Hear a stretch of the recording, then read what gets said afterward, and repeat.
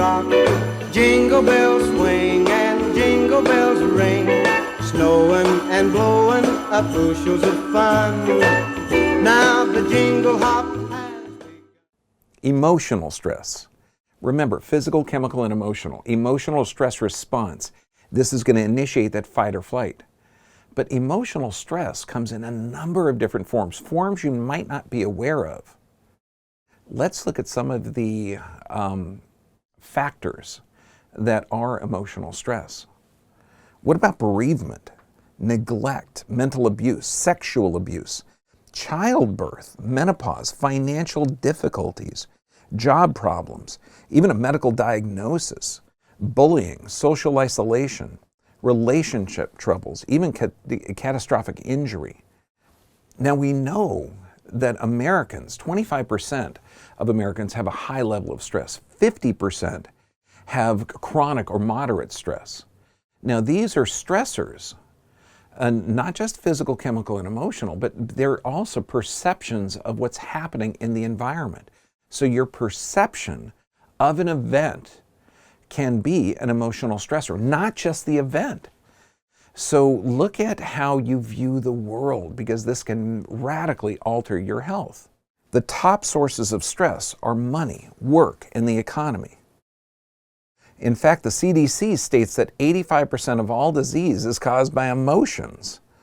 Your perception of an event is going to trigger that fight or flight response. So is that going to have a cardiovascular effect? Absolutely. What's it going to do to digestion? In that fight or flight response, blood supply to the gut is decreased. So that blood is funneled to the extremities, to the arms and legs, so you can run away from danger.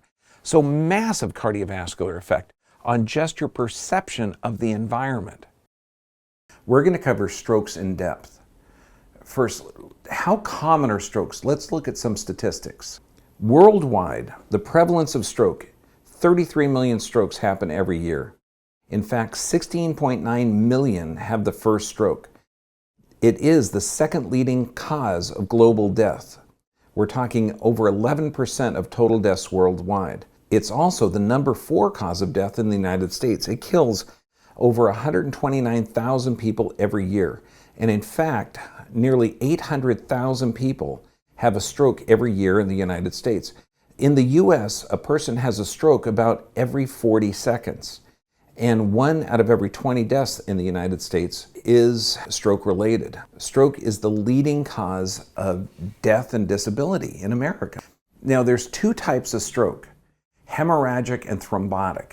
Hemorrhagic is actually where a blood vessel inside of the brain is going to burst. So that's weakened blood vessels or weakened tissue. The other is a thrombus, or a blood that's clumping together. And I say clumping where the medical model is going to say clotting. Clotting is a defense mechanism, how the body, if the blood is exposed to air, or if there is a cut, a clot will form as part of a healing process.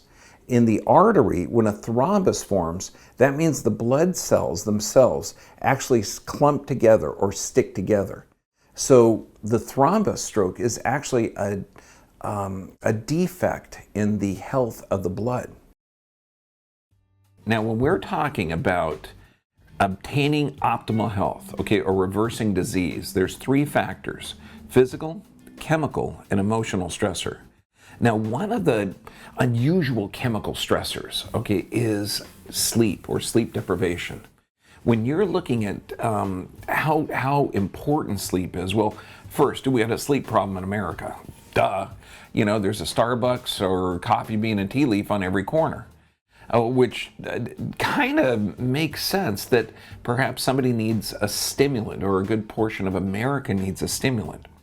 And when 100% of the patients that come into our office, or when I do a consult, or when I meet people on our cruises or our teaching venues, they're coming up to me with a variety of different diseases. And we're talking dementia, high blood pressure, multiple sclerosis, autoimmune conditions, Lyme disease, Ehlers-Danlos syndrome. We're talking genetic disorders. Everyone is going to have a sleep issue. And I know that seems odd, but I have never seen someone with a chronic illness or chronic disease. And this is what generally happens. I'll say, you know, how is your sleep patterns? Because when you go to sleep, there's a physiology that occurs that your body starts to regenerate tissue. So if you have a chronic illness, chronic disease, or even an acute illness and an acute disease, there's a problem with how the body regenerates itself. So we're talking about breaking down the normal physiologic responses that a body has to environmental stimulus, or how the body responds to a lack of ease or disease. Sleep is a major factor. Jingle bell, jingle bell, jingle bell rock. Jingle bells swing and jingle bells ring. Snowing and blowing up bushels of fun. Now the jingle hop